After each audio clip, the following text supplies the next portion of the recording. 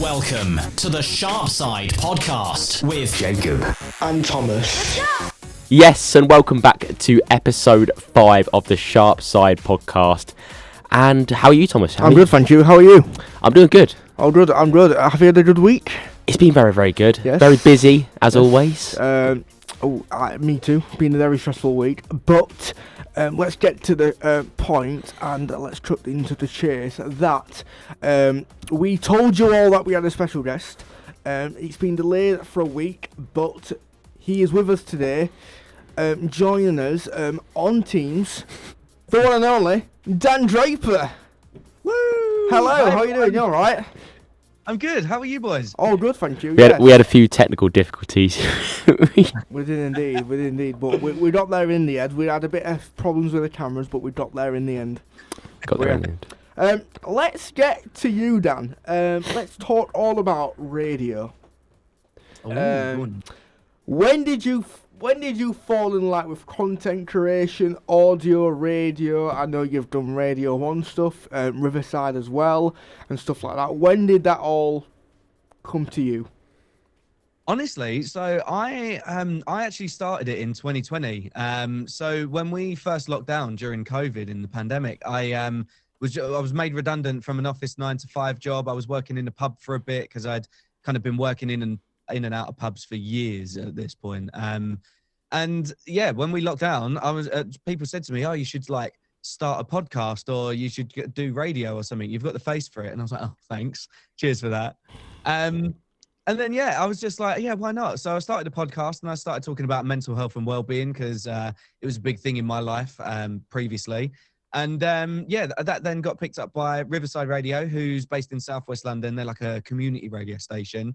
They wanted to interview me as like a local creator at that point that was doing something in lockdown. So they invited me in. It was all very socially distanced, very safe. It's separate studios and all that stuff. Yeah. And they then said, actually, we like the sound of your voice. Do you want to come do a show? And I thought, well, I've never actually thought about doing radio before because in a previous life, I've been a musician, a drummer. So I've always been at the back of the stage. I've never been front facing. So yeah, for me, when that came about, I was like, oh, okay. And I will always remember my first link. I was covering, I wasn't covering someone's show, but I was kind of doing like a little introduction. And the first song that I played on radio was the Beatles' Day Tripper. Okay. And it was so weird because obviously I listened to things like Capital and Radio 1, all this hot, fresh new music. Yeah. I was so scared. I was like, "Hi, it's Dan. I'm covering this show. Here's the Beatles' Day Tripper." And then the guy who runs the station was just like, "Yeah, you were great." And I was like, "Oh God, that was rubbish." But yeah, and then I've been there ever since. Just still doing a Monday show, 10 till 12. I started off doing a 10 till 12 slot. Then I moved to the breakfast slot on Tuesday and Wednesdays. And then, just kind of moved back to my Monday 10 till 12. And yeah, loving it. You was in Riverside Radio when I fell into your TikTok live stream. Yeah. Oh, yes, no way. Yes, that was me. That was me, yeah. I do run to that TikTok page now and again, so you can follow him. Is it at Dan Draper on TikTok?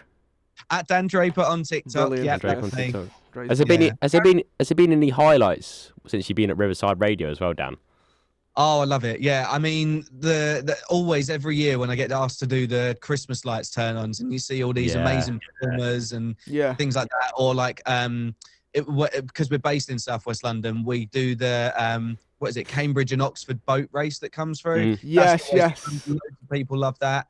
But yeah, I think one of the big things that I love actually is when you get to hear like loads of new music from loads of artists, because we do a track of the week feature. Yeah. And a load of them then come on, do the track of the week features, and then they come and then play these live shows, whether it's the summer shows that we've got, or some of the more Christmassy shows, and you get to like interact with the people with the songs that you feel that you've fallen in love with.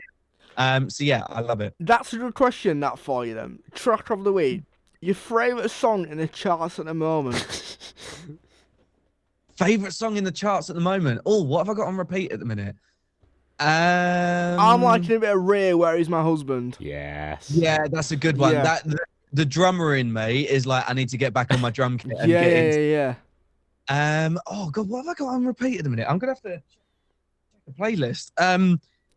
because I feel like there's about 20 songs that I've got on repeat at the minute. Right, let me go to hottest. Obviously, Olivia Dean is up there. She has to be. Like, she's just sensational. Gotta be, yeah.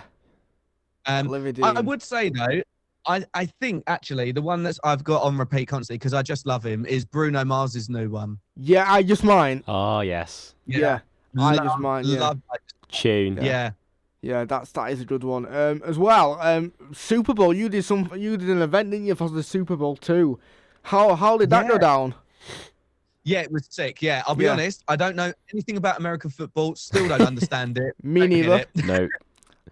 But the halftime show was sick. Like Bad Bunny killed it. It was so good. I'll be honest as well.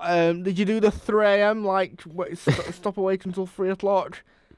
Yes. So basically, I was invited by Hard Rock Cafe to go and watch it with them because I've done some work with them previously. So I took me and a couple of mates to go watch the game. There was one guy that was super keen, one that was still had the flu, so he was a bit like, oh. And then one of my friends dropped out. So my other friend that was super keen brought his friend that actually knew stuff about American football. Yeah. So I was trying to learn as much as I could from him. But yeah, we got there, I think, at like 10:30 at night on a Sunday when I'm supposed to be in bed.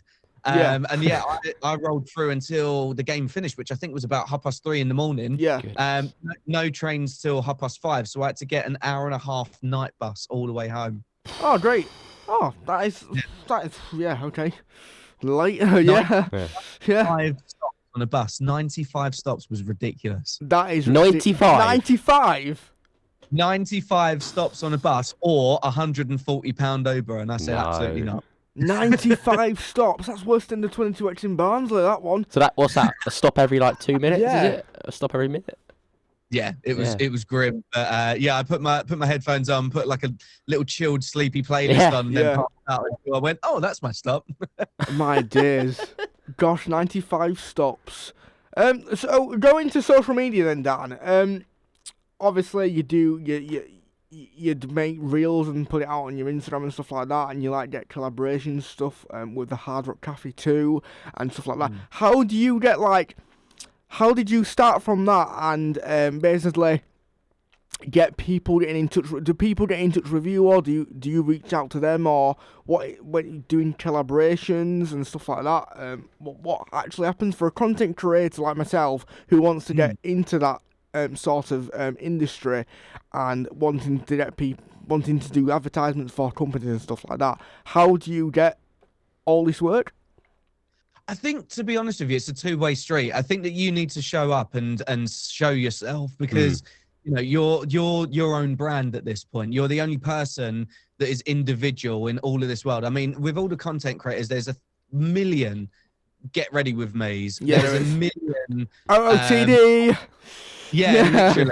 Yeah. Those types of things. So it's what you bring to it as well. I think that if you approach them and say, look, this is me. This is what I'm bringing to the table. This is my personality. If this is the brand that you want to bring onto your brand, great. But also I think at the same time, if you put out the videos and you put out the content, they then also come to you because you're showing your true authentic self. And I think that's the most important thing, is being authentic. I know that it's the massive buzzword. I know everybody says it, but quite honestly, I wouldn't got anywhere in my career if I just wasn't Dan.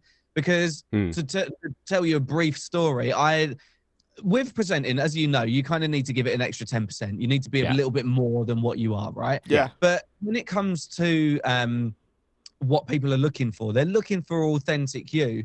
And I think that I was in a time in 2024, that I was going to give up presenting. I was going to give it all up. I wasn't going to do any more of it. I had found my... Please never give up. You're great.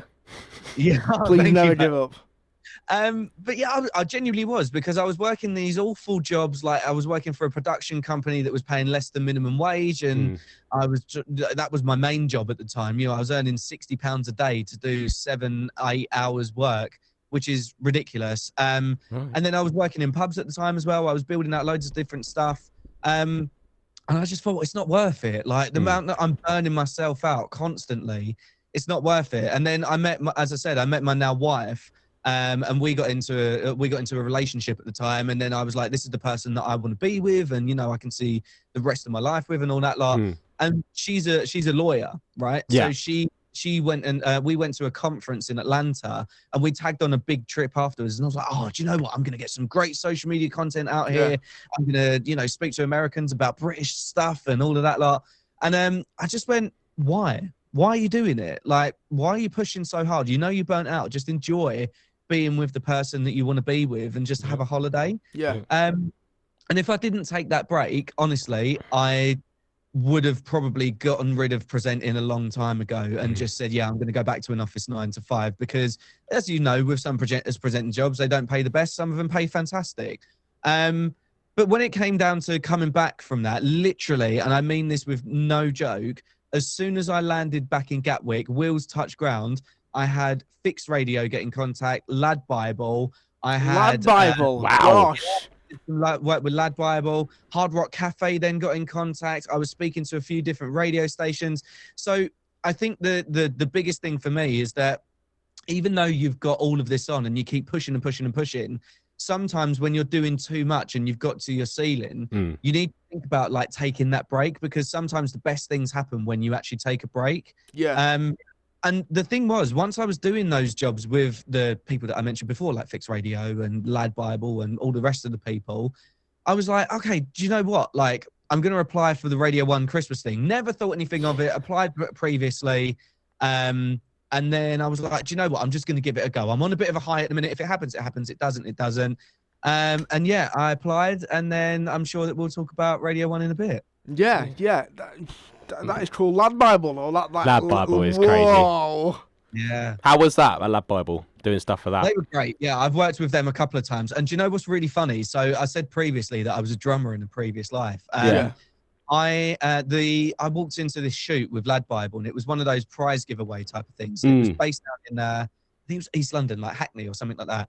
And I walked in, and I was just like, oh, this is like the assistant producer. My name's so and so.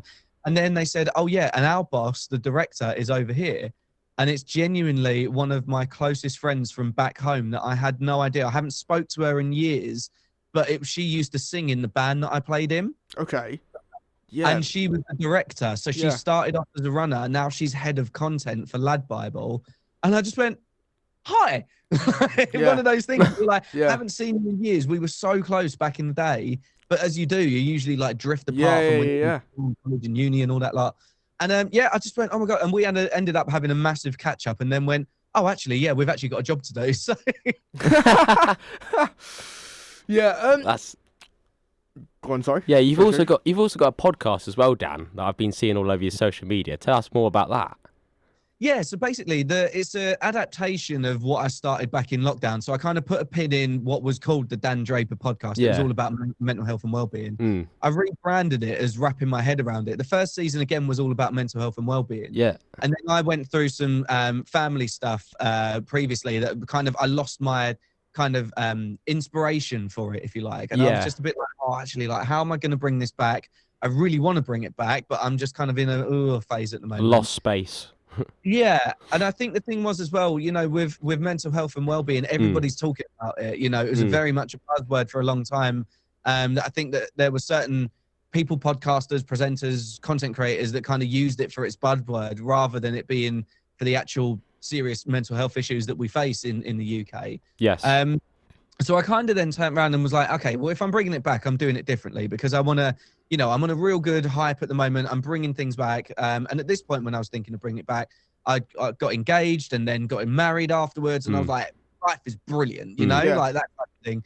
So I switched up the content. I still drop in things about mental health, and I do that. But I think that there's such a thing as mental health fatigue, and like you get the Pedro Pascal fatigue and all of that. Like people have mental health fatigue, and I think that if you sprinkle it in a conversation, it's more digestible now than having it just as a full thing. So yeah, I changed the format. I've now leaned into the title of Wrapping My Head Around It a bit more. So there's a few features that I have in there that are kind of like quiz questions, or like questioning what's been wrote about that particular person. Yeah. And then I'll then have the question at the end. So. The podcast is called Wrapping My Head Around It. What's one thing that you've never wrapped your head around, or that you've wrapped your head around recently? So it could be anything like Laura Hamilton from A Place in the Sun said she can't get her head around AI. Ricky from Ricky, Melvin and Charlie on Radio 1 said that he couldn't get his head round something I've forgotten now, I can't remember. But saying I need to wrap my head around as well.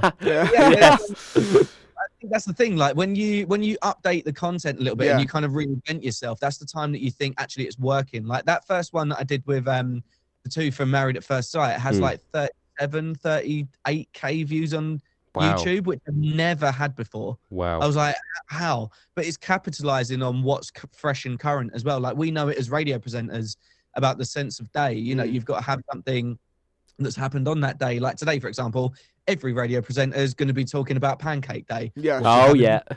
Is it lemon and sugar? Is it bacon, maple syrup? Whatever it is. What do you have in your pancakes, Dan? Oh, do you know? That's a tough one, that one. Yeah.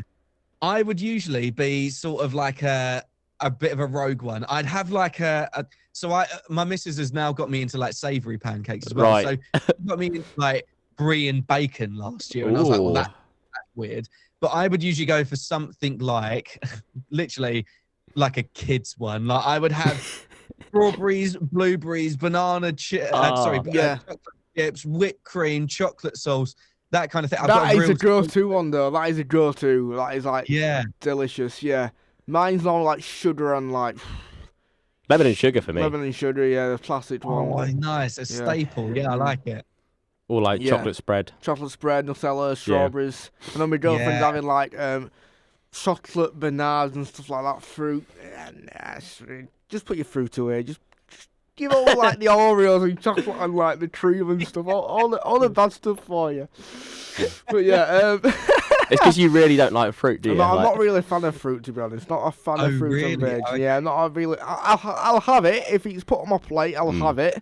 Like a banana or strawberries and stuff like that, I will have it. But like, if like, do you want some fruit? Not really. No, I don't really fuss. But I went, oh, you're having some fruit? Okay, I'm okay, that's fine. So it's like a roast dinner, Dad. Like if my mum said to me, oh, there's some veg on your dinner. I went, okay, when you're having it, when that's fine, I'll have it. But if it's like, do you want some veg? I'll turn it down. I'm not a big fan. Not a big fan of it.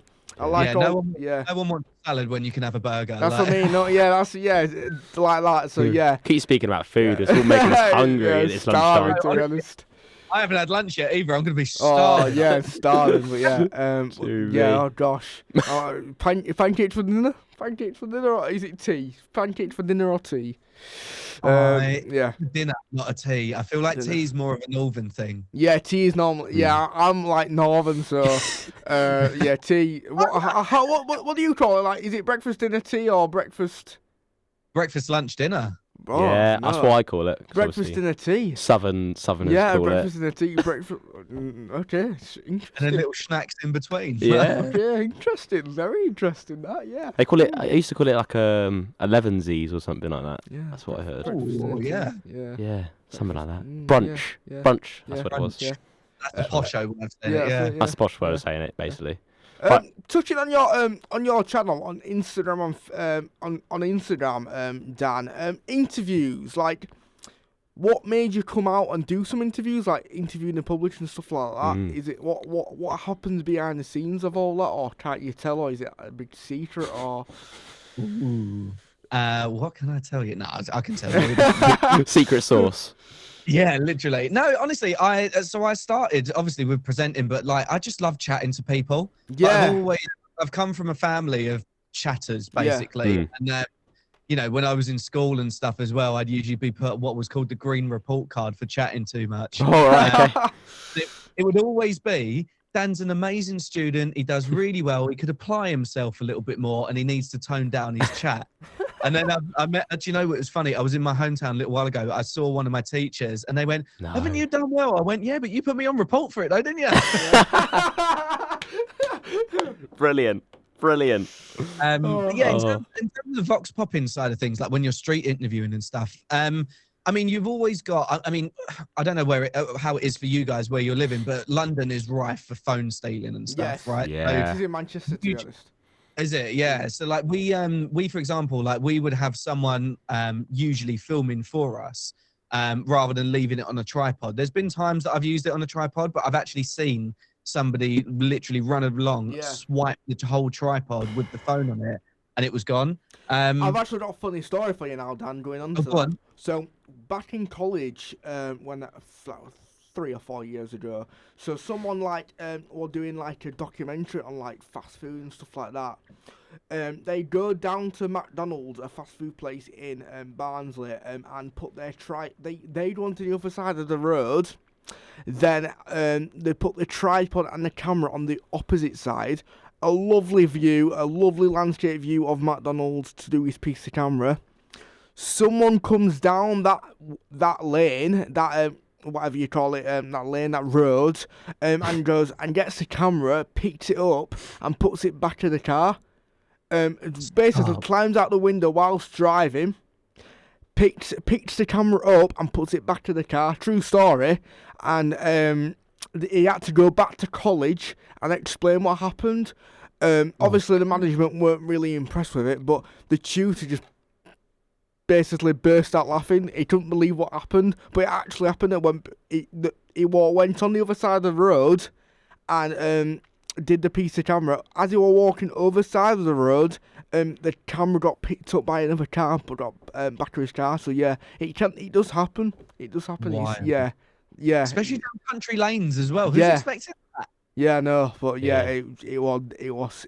Even when we got told it in class, I thought, no, that never happened. And it actually did. Just a guy spoke to me afterwards, and yeah, it actually happened. So yeah, Madness. Scary times.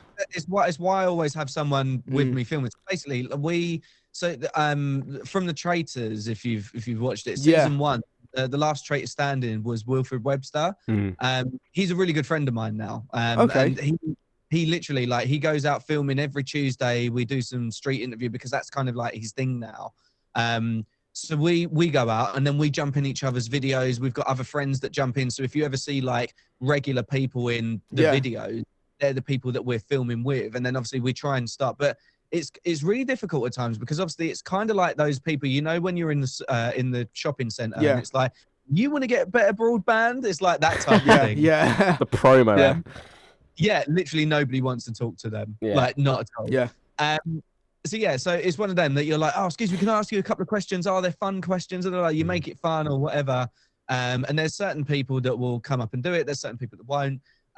But yeah, usually you get like a good amount of people come in, and then you just basically just get someone to film it. You've got the microphones and all that lot, and if you're short on content for the day, you either change location or you kind of move on or you find a different spot or whatever it is. But is it hard getting the public to? Because that's what I wanted to get into this week. In a few weeks' time, is build my channel with interviews and content creation, stuff like that. I'm trying my best now with the podcast, but I'm trying to build my channel on Instagram to basically have a following. So is it going out that I've done it before and like it's really hard just getting the public to answer one simple question on camera. Yeah. I think it's difficult because there's certain content creators that will run around and literally just shove a microphone in someone's face. Yeah, and just, that's what I've seen. I always, and you know, I was at an event last night, and this sounds really bougie. I was at an event last night with Davina McCall. And me and Davina were chatting for a bit, and we were talking about all this like different ways of presenting and how you get into it and stuff.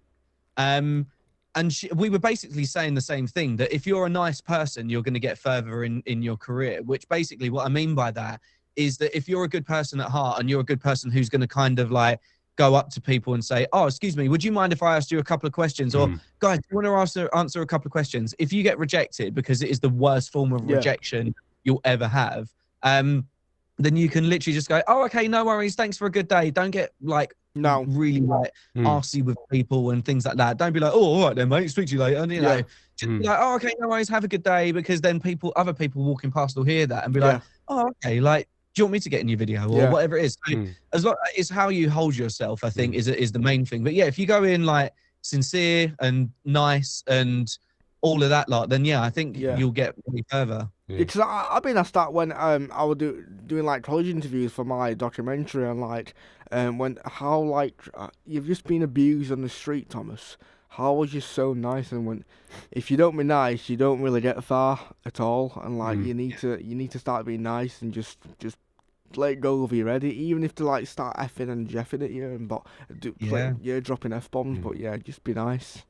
Yeah, exactly. And the thing is as well, if they're doing that, then that's on them. That's not you. You just then walk away from that situation. I mean, you know, if that's going to put your safety in jeopardy as well, if there's somebody who's, you know, getting a bit up in your face with it, just take it away from that point. You just reset, go for a coffee, go for a bit of lunch, reset, come back afterwards and just crack on with it after that. Yeah. I guess it's a case of like, kind of that thing of like, if they say no, just move on, isn't it? Yeah. Really, like. Yeah. Now they might not be comfortable on camera, just move on. Like, so I feel like it's not under the world, is it? I feel like some people like they got that camera shyness as well. They don't want to be on camera or they don't want to speak. Yeah, I found that hugely when I worked with Fixed Radio on their social media. Yeah. Like, builders do not want to be on camera. Yeah. What does Fixed Radio do then? Like, I've heard of the name, but never. I'll be honest, never listened. They're basically a radio station, like a commercial radio station that's more tailored towards builders and people in the trade and stuff like that. So yeah, they kind of put their music playlists around either people of a certain age, i.e. like your absolute radio kind of audience or whatever, but also they then bring in some newer music for the younger tradies or like people who are apprentices and stuff like that. So yeah, they're a radio station. They call themselves the Builders Radio Station. It's basically all the presenters are on there are either tradesmen or tradespeople, tradespeople or ex-tradespeople that are now going into the presenting world, but they've obviously got like social media presenting from when fit flooring and stuff like that. That rings a bell because the two breakfast presenters got a channel called the Builders or On the Builders or something like that. Old Builders. Yeah, that's it. Yes, Right. I've seen them on TikTok. Old Builders, I've seen them on TikTok. They're lovely. I've forgotten his bloody name, but he is huge. Yeah. The cool lad is huge. Yeah. I've seen them on TikTok before, and the funny as all as well. But yeah, really good presenter. Never seen that before. No, literally go onto TikTok and search them up. They are funny. They are funny people, but great people as well. And the content they do is presenting normally is just great. Yeah. Oh, I love it. Yeah. Right, let's move on to the nitty gritty type of stuff. Dan, BBC Radio 1 Christmas takeover. How was that? Unreal. Yeah, absolutely. Can't imagine. It was quite honestly one of those moments that was a pinch me moment. Like it was very much like how have I deserved to be here? Like why am I here? Like you always walk past the building and you're like, oh, one day, and then suddenly you're in it and you're like, oh my god. Yeah. It's like walking into as well. This is what opened my eyes. Back in November, just with me and Jacob are both part of Student Radio. Yeah. Shock Radio and also Utter Radio too. Shout out to them both, great stations. And we had studio tours. You went to the BBC, didn't you? I did, yes. And I went to Global in London. Just walking through, I went with my girlfriend, and she's never seen me so excited in my life. It was like a kid in a candy store. And I went, oh my god, Capital FM! Oh my god, that's Amy Vivian! And like literally, it was like, surreal. She's so nice. Yeah, she's really, she's so lovely. So down to earth, isn't she? So down to earth. But no, Radio 1, like what, like opportunities there. Like, how was it for you, Dan? Wild. Like presenting on that. Yeah. It was mad. Like so when you get the Christmas gig, you go in and do a bit of training and all that lot. And that was the bit that I got in the lift and I saw like where they do all the news in the evening, like the 10 o'clock news. That's all in the same building. Then you go up, and then you kind of meet a few people. And I think on my first day there, I met Ricky, Melvin, and Charlie, Matt Edmondson. I met Ali Plum as well. Oh my gosh. Jealous. And it was literally like sensory overload. Like coming from Riverside, which I absolutely love, from Riverside, then being catapulted into people that you listen to on the daily basis. I was like, oh my god. No, it was sick. And then when you get in there, the studio, like you would have seen either in BBC or like at Global, it's like a spaceship. Like there's so many knobs, so many faders, so many things to do, so many different things, and I'm just like, ooh, and it was a bit overwhelming. But I think once I got my head around the side of things that was like, right, okay, so my microphone's on this side, I've got the music on this side, I know that my carts are playing out on this side, and there's my features, this is what I'm doing with this is how you go in and load all your music in, because it's all manually done at the BBC. Yeah. Of course. It was the best experience. So yeah, I got the Christmas presenting gig. I did 2 of Greg James's breakfast shows. So I did the Mad. 30th of December and New Year's Eve on That is 2020. crazy. Wild. And so many people were up for it at that time in the morning as well. Like, I know that they obviously at that time in the morning they get the young farmers in and all of that. Like, Yeah. I don't know whether it was people that were coming home from a night out or not, but they were up for it. Yeah. It was so good. So You know cool. what my dream? This might sound really sad, but I'm gonna say it anyway. My dream is just to be on Radio 1 and just saying, and texting on 0800 100 100, or whatever you're having today. And that is like one of my dreams to do, just to say that number live on Radio 1. Yeah. Yeah, How- honestly, Yeah. best. How many messages actually roughly come through on like the system Oh, on the loads. number? Is Is it like a number you can come up with, or Is it pinged all the time, Dan? Or Yeah, you get pinged all the time. Like, so in the room as well, you've got producers with you. So the producers will look after a lot of like their texts and stuff. So they have their like full overview. And then what they do is either, depending, like I think Greg has the full overview as well. Yeah. But in terms of like what I saw when in my experience there, they put it onto the presenter view. So they basically filter out some of the text that might be the best for said particular feature, whatever it may be. And then they'll put it in the list and say, okay, cool, we're going to do some shout outs here at this point. It's Angie from Cornwall, and whatever. Or if there's no name on it, you say, oh, it's 765, have said X, Y, and Z. So yeah, it kind of comes through on a different screen. Yeah. But yeah, you get loads of audience participation that comes through. Even when I was called back to do early breakfast. yeah. So that was great. And then like when I did early breakfast this time last year, actually in February, up in Salford. Okay.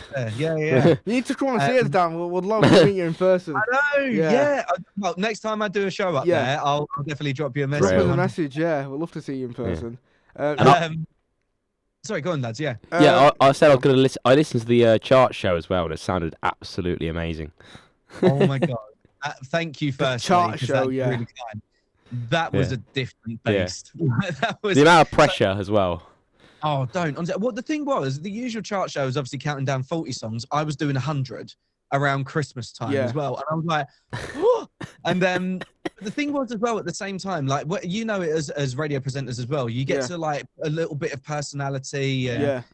Put a little bit more. The chart show, I tried to put as much personality in as I could, but because you're moving so quickly, in my head, I was like, I've got a job to do. I've got to count down these songs. We've got to get to the biggest song of the year. That's the other person I would love to have on as well, who you covered, Jack Saunders, on this podcast. Because love Jack. Yeah, because obviously you must have done it as well, Dan.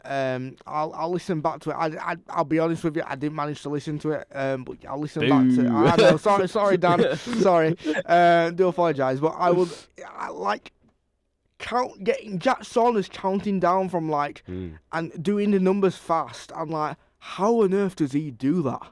Yeah, it's crazy. It's weird. And I will say it as well. Jack is one of the best broadcasters I think we've ever put out. Like his music passion is undeniable. Like how he gets into the music, the real nitty gritty. Like I remember there was one show I was driving around, and I was doing my research, and it was a new music show. I think it was of his, and he was talking about Doechii when she first came out. Yeah. And just the level of passion that he had in that was honestly like it's the vocabulary that he uses with it as well. It's so descriptive. It's like he's eaten the thesaurus for music, and he just all of these incredible like words and phrases. And yeah, honestly, I've only met Jack once, and it was kind of a very much hey mate, you're all right. I would love to sit down and either have a coffee with him or a little bit stronger and just say, look mate, how do you do it? Because he's timing as well. Like this has turned into a bit of a Jack Saunders fan club now,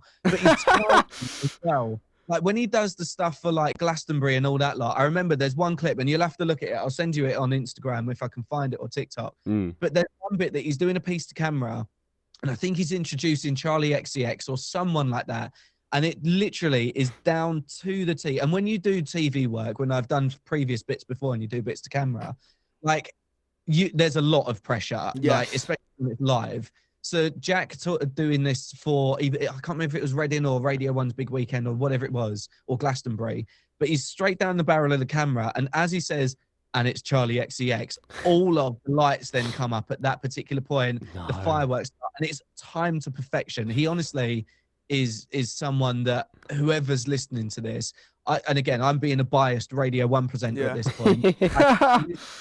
Listen to Greg because he's just so fun and he is a wizard. Radio. He is. I've met him before, Greg, at the Radio 1 when the Comet Relief thing. Jamie Land, Jamie Lang was crossing over at Salford near the Lowry, and I met him, and he's such a nice, down-to-earth guy. Like, he has got the time of day for every single body. Everybody going up to him, having photos, like, you're such a great person. Yeah. So I think Greg's one definitely to get into, and Jack is just, as I said, one of the best broadcasters that's out there. But I mean, flipping it on its head though, like when you look at like people like Global, for example, like Chris Stark's amazing. Bless him. Chris Stark reached out to me after that. We've actually reached out to Chris to see if he wants to come on. I don't think we've had a response back yet, but we've reached out. Oh, really? Yeah. I'll drop him a message. I'll see if I can. Thank you. But he dropped me a message after my first set of shows on the Christmas takeover and was like, mate, I just wanted to drop you a message to say you absolutely smashed it. You did really well. He then followed me back. I was obviously following his content, but I was like, oh my God. And weirdly enough, and this sounds like a proper bougie thing to say, I was out having a catch up with my friend who's a singer. She's a girl called Harley. She's from so she sung on songs like James Hype. I know. Harley, and we were having a catch up in London, and that's when we caught up, and we both just sat there and went, "What happened there?"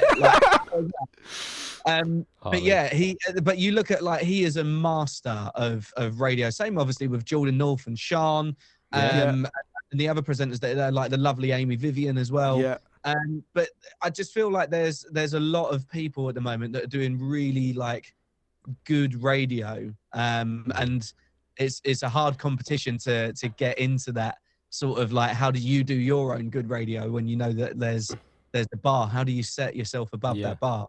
That's what I mean. Like, there's so many people. Even when we're coming into university, you've got them people who are like, they're coming for the lectures and they just go home straight away. But they're the people what want to get like be a producer or presenter. But have you got anything?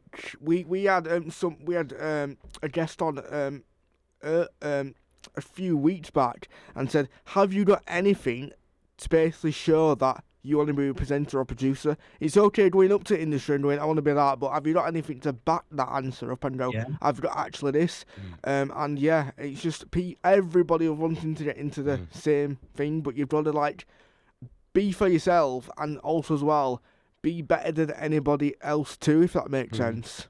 Yeah, but the thing is though, like we were saying earlier, there's so many people that are doing such similar content that you've got to make it your own. So you've got to, if you're going for make it niche, Radio 1, like what's your niche? What are you like? What are you bringing to the table at that point? Yeah, that's but it. it's probably a cliche thing as well, but it's just about getting yourself out there. That's it. You know, social media is like, I swear by it, to be honest, like it's the one what's gonna get people out there. It's I think this is what we've got nowadays. TikTok, Instagram, Facebook, Twitter, everything like that. So but no, what is the future for you, Dan? Like what is the future for you now? Any upcoming projects? Great question. I mean, I put a video out right at the beginning of the year and said, who knows? And I think that for me personally, I'm kind of leaning into that a little bit. And the reason that I say that is because I didn't think 5 years ago that I'd be chatting to you here now, or that I'd be doing Radio 1, or I'd be, meeting Davina McCall and Gordon Ramsay. Well, it was Jacob what messaged me. Sorry, Dan. It was Jacob what messaged me and went, we've got Dan Draper on. And I went, Oh my effing god. You did, didn't you? And I went, my mum went, you just swear at Jake. I went, yeah, but you don't know how, like, we've got Dan Draper on, mum. Like, what the frig? But yeah, it was so good. Like, seriously. You were like a kid at a candy store. Yeah, it was like a kid at a candy store. Oh my god, I went and listened to him on Radio 1. Unfortunately, in fact, I did actually watch one of your clips on Instagram for the Radio 1 chat show when you did that taking over. So I actually technically did listen. So please let me off. But that we can take snippets. Yeah. But now, but seriously, like, I've followed you since, all the time, since you're born. And the content you put out is just fantastic. Yeah. Oh, thank you, boys. That's the ego boost I needed today. Yeah. Is a natural. Yeah.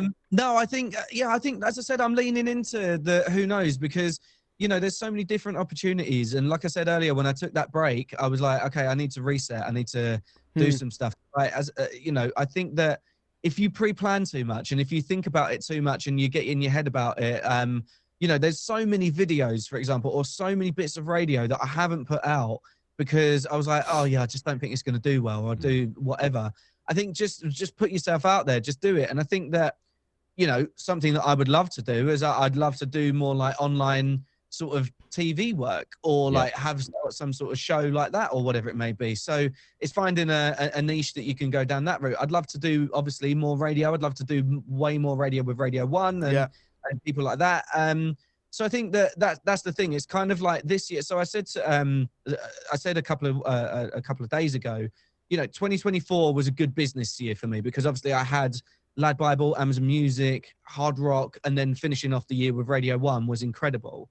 Last year for me was an incredible personal year, because I got engaged at the back end of 2024. Oh, yeah. Congratulations. Thank you. Yeah, congratulations for that. Yeah. Thank you, mate. Appreciate that. I got married in the August of 2025. Yeah. So it was a relatively quick turnaround. But was it a good wedding? Yeah. Yeah, brilliant. I'm like, why are you waiting? Like, what are you waiting for? Like, if you're going to do it now, do it sooner than when you have kids and stuff like that, So it was a great kind of personal year for me last year.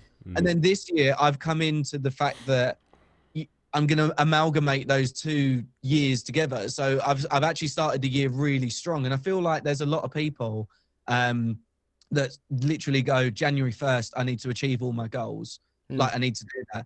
We've got 12 months in the year. We've got 365 and a quarter days in the year. And I cannot believe we're nearly in March.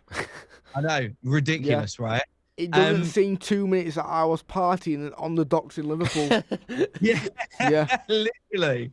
But I think that's the thing. I think people rush it too much. Take your time, but build out your content. Make it good, because you've got to have good content. You've got to have good video content. You've got to have good audio. Otherwise, people have got such short attention spans now that they'll just keep swiping, so I'd say really think about what it is that you kind of want to do, and don't put too much pressure on yourself. Have a good amount of accountability, and be able to say, I'm gonna do that, but don't put so much pressure on yourself that it's gonna cause you to burn out, or cause you to have mental health struggles, or that you can't communicate with people.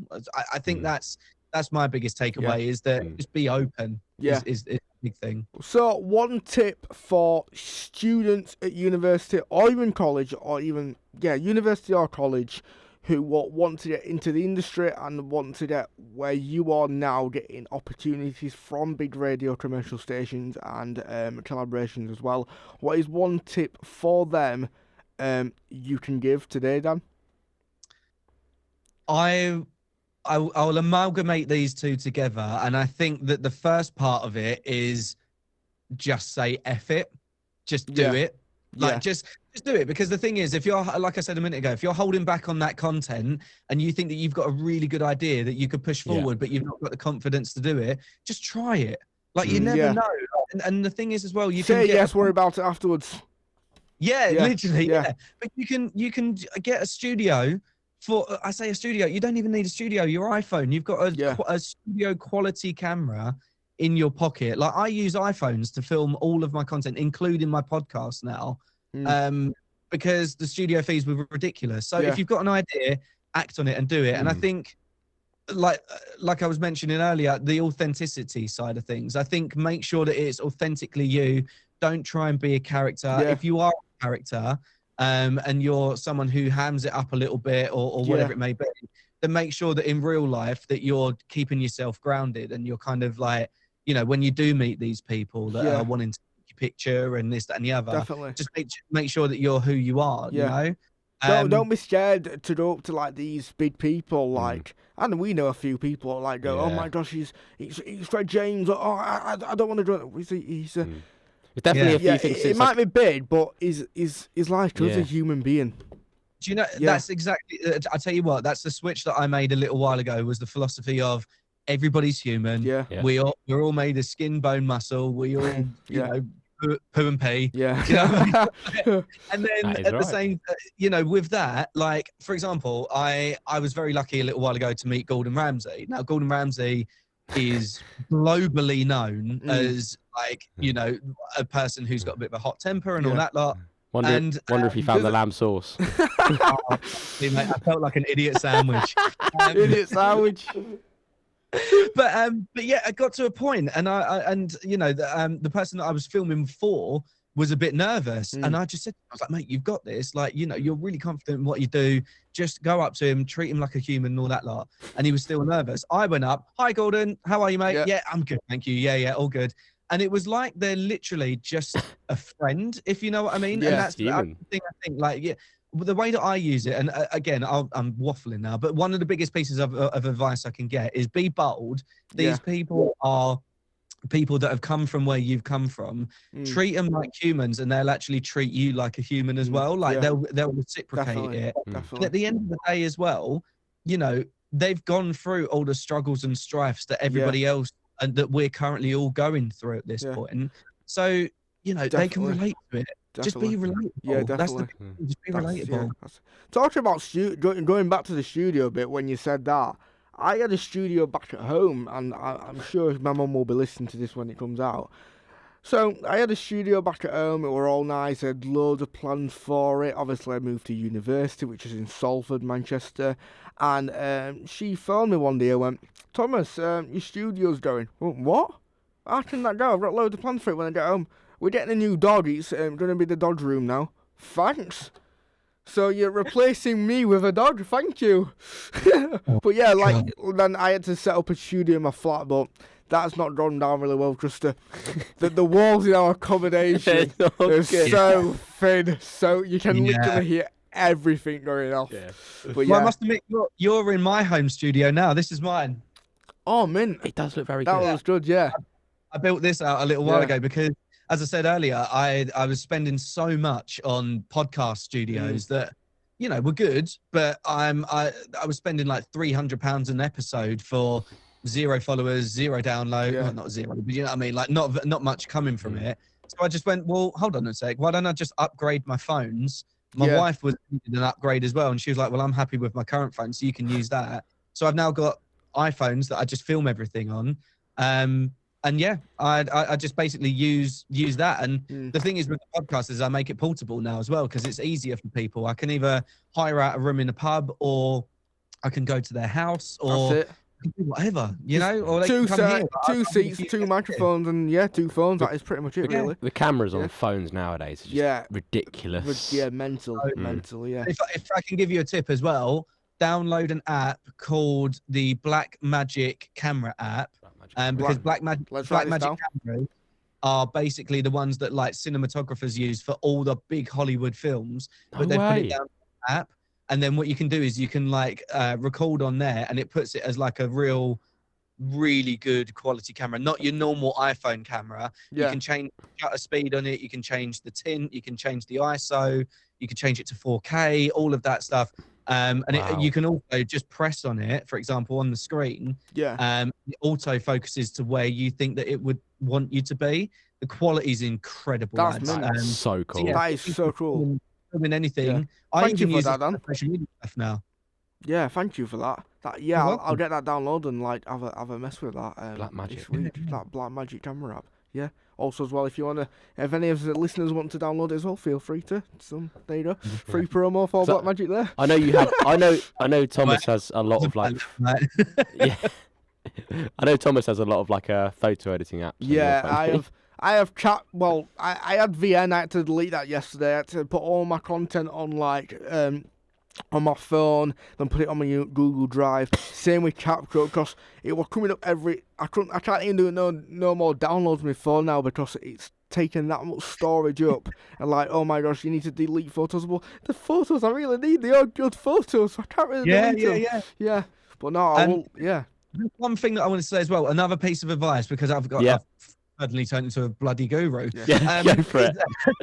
Is although like there's a lot of courses and everything that's out there, if you go on to the University of YouTube, there are so many videos on there, and it's basically how I learned how to edit, how to present, which microphones would sound best, what ones would work for all the street interviews, what ones work for like podcasting and that, what soundproofing I get, like literally anything and everything you can think of is on YouTube. So if you've got something that you want to find out, there is somebody who's put a video on there. So yeah, just use that, and then use the recommendations, maybe find some more budget friendly options if you need to. But at the same time, YouTube's got so much on it now, that is so many helpful hints and tips. It's basically how I've kind of got into my career. Great, yeah. That is That's mint. Yeah, mint. I couldn't think of a word then, but that is mental. Thank you so much for that, Dan. But yeah, shall we say thank you for listening, and thank you to Dan for joining us on this episode. Episode 5, is this? Episode 5. Episode 5. Of Series 2. Episode 5 of Series 2 of the Sharpside podcast. You can listen to this on Spotify, and the best bits will be on YouTube, Facebook, Instagram, and TikTok as well. Make sure you check it out at the Sharpside podcast, and go and check Dan Draper out too on his social media. Do you want to plug it for us, Dan? Yeah, it's at Dan Draper with 2 underscores at the end of it, because apparently there's another Dan Draper. Oh, that's it. I thought there was only one. I thought there was only one. Where's the other one? Where's the other one? What's your podcast called as well? Do you want to plug that too for us? Yeah, that would be great. So my social media is at Dan Draper 2 underscores. The podcast is at Wrapping My Head Around It podcast. Yeah. And I also do loads of movie reviews and stuff, which is at Popcorn Corner, again with 2 underscores at the end of it for some reason. You know what to do. Go and check them out today. And thank you so much for listening to episode 5 of season 2. And thank you to Dan Draper for joining us on this episode. We will catch you next week. We'll catch you next week when we speak to Sam Bagshaw. Thank you for listening. Thank you, Dan. Thanks, guys. Thank you, Dan. Thank you. The Sharpside podcast with Jacob and Thomas. Thank you for listening.